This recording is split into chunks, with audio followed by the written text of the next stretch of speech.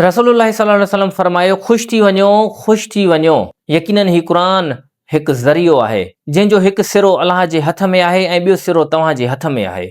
इनखे मज़बूतीअ सां पकड़ियो, छो त उन खां पोइ तव्हां कॾहिं बि गुमराह ऐं हलाक न थींदव। तव्हांखे केरु गुमराह न करे सघंदो जॾहिं तव्हां हिन अलाह जी रसी खे मज़बूती सां पकड़े हलंदव। माज़रत सां पियो चवां, अॼु बि असां हिन क़ुरान खे छॾे वेठा आहियूं। असांजी अक्सरियत जी इहा हालत आहे जो पंहिंजे पंहिंजे फ़िरक़े जे आलिमनि जे पुठियां लॻा पिया आहिनि।